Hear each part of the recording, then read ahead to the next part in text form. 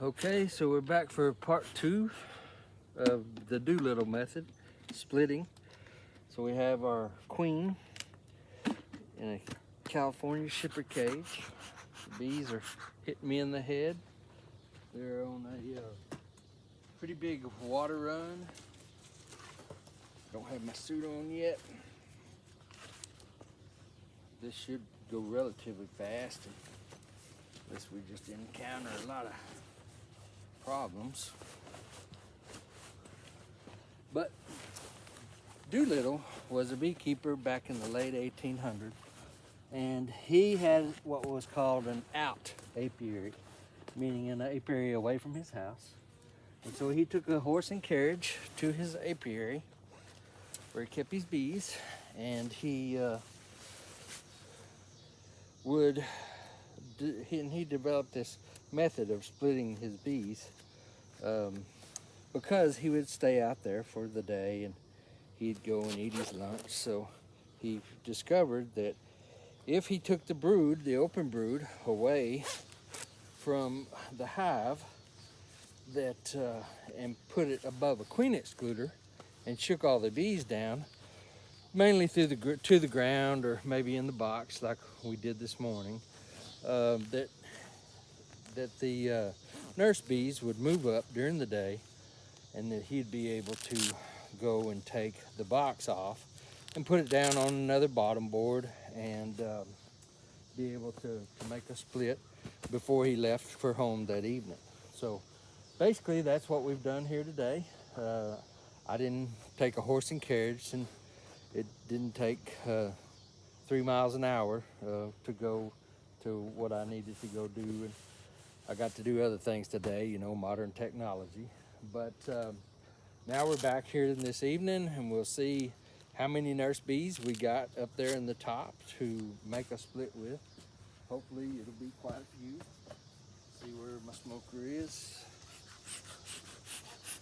We just want to give a little bit of smoke here at the entrance. I don't want to drive the bees that are in the top down. The other piece of equipment that I have is another top. You always need extra equipment when you're making splits. I'm going to put a couple of pollen patties probably on them. We'll see how many bees are in there. If it's a lot of bees, we'll use both pollen patties.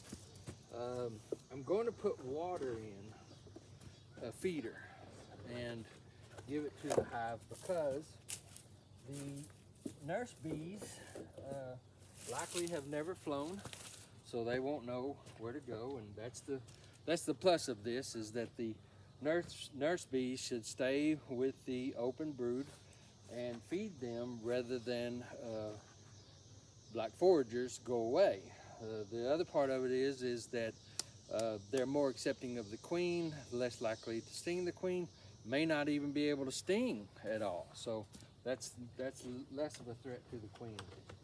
I have a fully drawn plastic comb here that I have put water in. These bees aren't flying, you know, because they're nurse bees, so they won't be able to go out and get water. So they need water for the larvae to feed the larvae. So those are the other two things that we have. Got our queen here in a box. Came from Uribe honeybees in Northern California. That's where James Nielsen has been getting his queens lately. Let's make sure our queen is alive. She's still alive. Oop. Where's the camera? There's the camera. She's still alive. She's still got a few attendants in this box with her.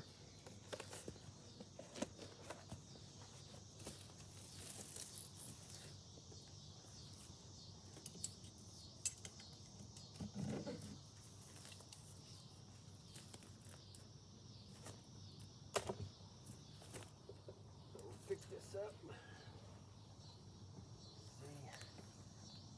See, we do have bees in there. It's not a great amount. I'm going to put it on this back corner here.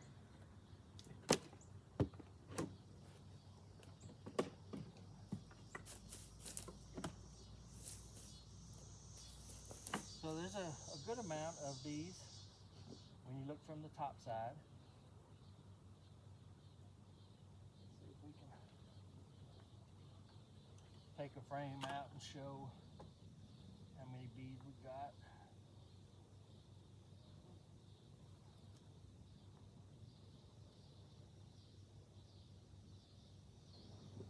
So there's bees on every part of the frames.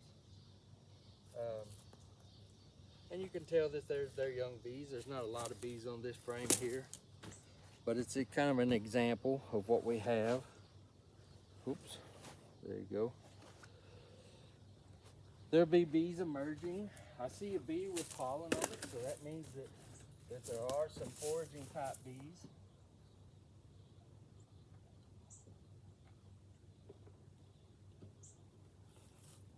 I'm gonna go ahead and put the queen in, and I'm gonna leave her in the cage. There is candy on one end. There's candy on this end that the bees can eat out to remove for the queen. It's awful stiff, so I'm gonna work it around a little bit.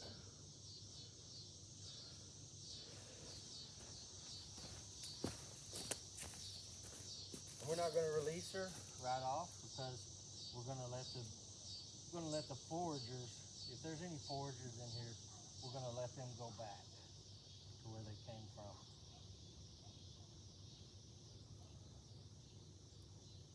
In case they do eat the candy and let her out, I want to place it downward, the opening downward, so that if a bee comes up in there and dies, then it will, no, so that'd be wrong.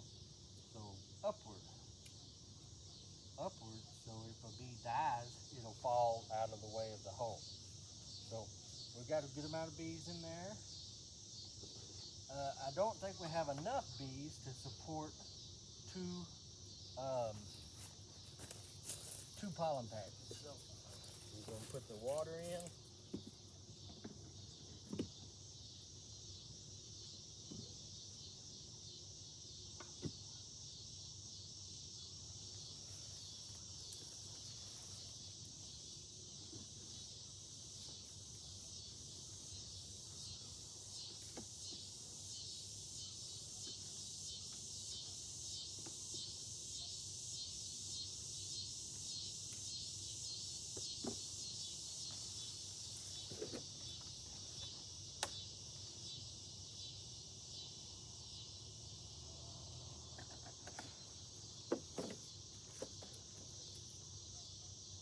Put a patty in there. I really don't like giving a whole patty to a hive. You know, I think maybe they have some pollen. They're going to have honey, so we'll give them half a patty. There. And then we're going to take a super that is above the queen excluder, and it's got honey in it and bees. I'm going to give that to them as well. And the foragers from this that live in this hive will fly back. They'll fly out of this hive back over to this hive, and then we'll check on the acceptance of the queen to see how they're doing. Now, this pollen patty, these bees have lots of food. They have foragers, so I'm not worried about giving them a pollen patty. Sometimes a pollen patty can draw hive beetles, and if it's not really necessary, if the bees aren't starving, we're forecasted rain here in the next couple of days. It's still over 100 degrees right now. It's almost 7:30 in the evening, and we had 107 degrees today. So we'll come back and check on that hive in 7 days. I'll check her in a couple of days to make sure that queen is still alive, and see about, you know, if they haven't eaten the candy yet, then I may release her. We'll just have to see how they act toward her. But that's it.